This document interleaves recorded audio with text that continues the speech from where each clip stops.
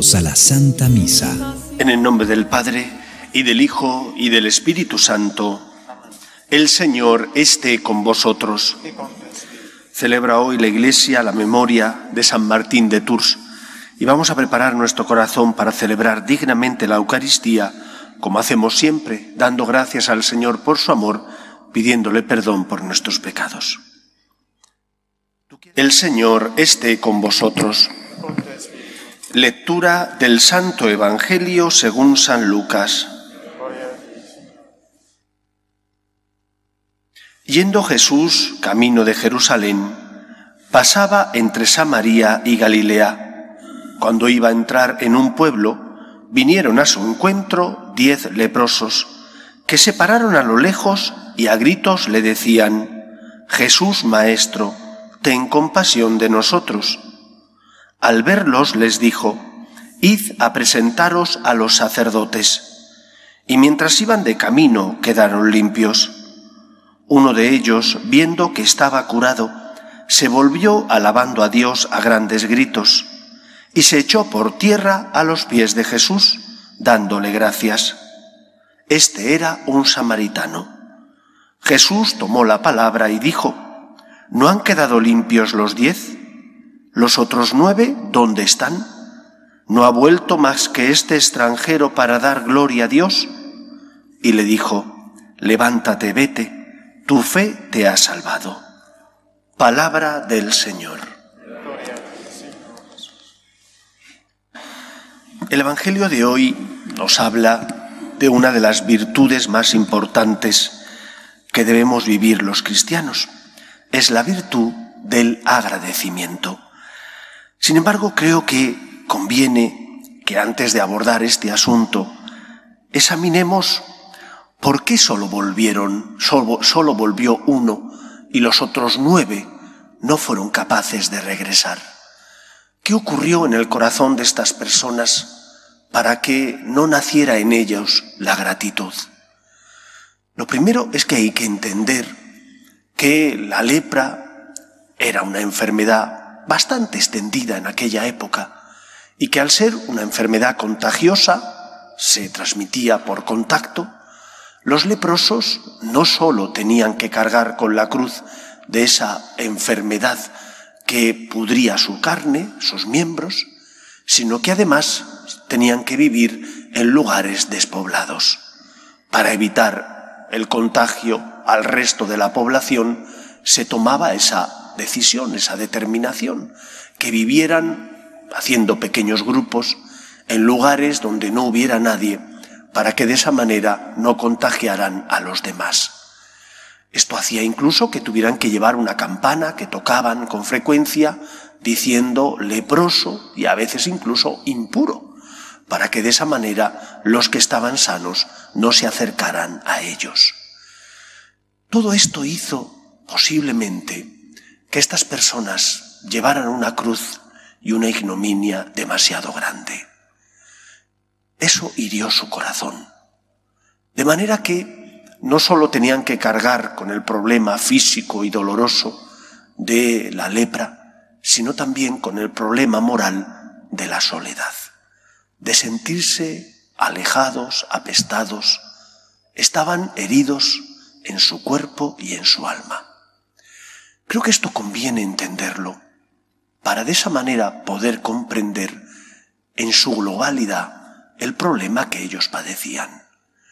Nosotros que vivimos en una sociedad donde, gracias a Dios, la lepra ya es una enfermedad prácticamente extinguida, hay casos, pero muy pocos, sin embargo padecemos otro tipo de lepras, que son posiblemente tan o más dañina que la lepra física que padecían estos 10 leprosos. ¿Cuál es la lepra que nosotros padecemos, que padece nuestra sociedad?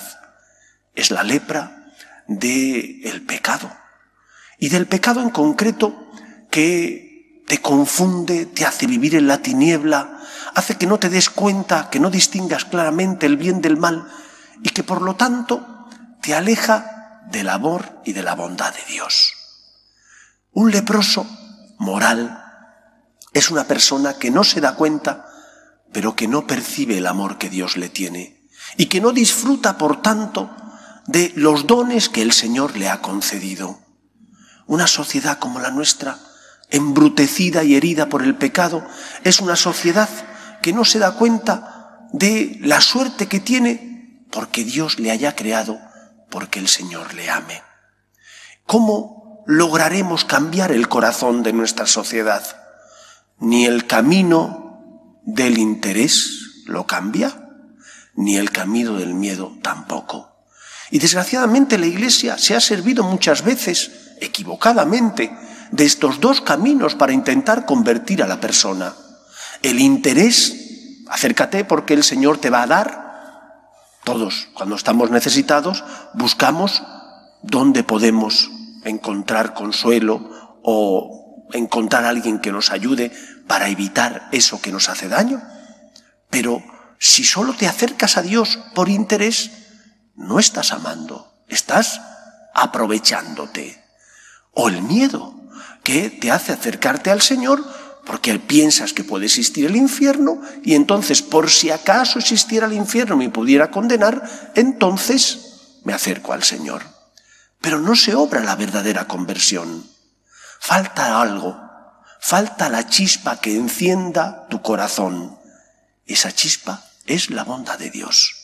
Esa chispa es darte cuenta de que sí, tendrás problemas, pero eres afortunado porque tienes muchos dones. Cuenta André Frossard en el libro que habla de su experiencia vital. Dice, Dios existe, yo me lo encontré. Cuenta él como que él venía de una familia donde su padre era comunista, ateo recalcitrante, y su madre era agnóstica, aunque había sido educado en la religión cristiana protestante. Cuenta André Frossard cómo, ya siendo un chaval de 20 y pico años, un día entra en una iglesia, porque estaba esperando a un amigo suyo que había entrado a rezar y no salía. Estaba la exposición del Santísimo y dice él, cuando miré la custodia me inundó la bondad de Dios y a raíz de aquel momento mi vida cambió. Si nosotros no somos testigos de esa bondad de Dios, si nosotros no somos en medio del mundo testigos de que Dios ama a los hombres, habrá que enseñar a distinguir el bien del mal, pero antes de todo eso habrá que enseñar a ser agradecido, a valorar los dones que tienes, a darte cuenta de que aunque tengas razones para quejarte porque tienes cruces, también tienes otras muchas razones para dar gracias. Solo si nos damos cuenta de la bondad, del amor que Dios nos tiene, podremos dejar que el Señor transforme nuestro corazón. ¿Por qué solo volvió uno de los 9? Porque estaban tan heridos que posiblemente su corazón no fue capaz de ver el amor de Dios. Nosotros tenemos que luchar para que el amor de Dios llegue al corazón de los que pasan a nuestro lado. Primero con nuestra experiencia. ¿Eres una persona agradecida? ¿Eres una persona que transmites ese agradecimiento en tu casa, en tu trabajo? ¿O la queja siempre está en tu boca? Porque aunque tengas empleo te quejas. Caray, ¿cuántas personas lo han perdido debido a esta crisis, a esta pandemia? ¿Eres una persona agradecida o eres una persona que todo te parece poco? Que aunque tus hijos sean responsables, siempre ves el pero y nunca eres capaz de agradecer, nunca eres capaz de valorar lo mucho o lo bien que se comportan o lo responsables que son. Hemos de construir. Y para construir es inevitable, es fundamental el agradecimiento. En primer lugar a Dios y después a los que pasan a nuestro lado. Por eso demos ese ejemplo y ese testimonio ante el mundo, que tendremos problemas y dificultades como todo hijo de vecino, pero que sabemos que Dios nos ama, hemos experimentado su amor y por eso nos sentimos deudores de agradecimiento con el Señor.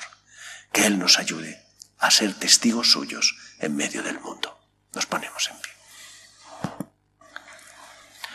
Oremos a Dios nuestro Padre. Pedimos por la Iglesia, para que sea siempre testimonio de consuelo y esperanza en medio del mundo. Por sus obras de caridad, roguemos al Señor. Pedimos también por los que sufren, enfermos, parados, familias rotas, víctimas del aborto, Pedimos especialmente por aquellos que no tienen fe y ante las cruces de la vida desesperan. Roguemos al Señor. Pedimos también por nuestras familias, para que se mantengan unidas en el amor a Dios, en el respeto a su santo nombre. Roguemos al Señor. Pedimos por nuestros gobernantes, para que promuevan leyes que defiendan la dignidad de la persona, desde su inicio, que es la concepción, hasta la muerte natural. Roguemos al Señor. Escucha, Padre, las súplicas de tus hijos, que nos dirigimos a ti confiando en tu amor. Te lo pedimos por Jesucristo nuestro Señor. Concédenos, Señor, a los que has alimentado con el sacramento de la unidad, la aceptación perfecta de tu voluntad en todas las cosas, para que así como San Martín se entregó por entero a tu servicio, también nosotros vivamos el gozo de ser verdaderamente tuyos. Por Jesucristo nuestro Señor. El Señor esté con vosotros, y la bendición de Dios Todopoderoso, Padre, Hijo y Espíritu Santo, descienda sobre vosotros. Podéis ir en paz. Dios te salve, Reina y Madre de misericordia, vida, dulzura y esperanza nuestra. Dios te salve.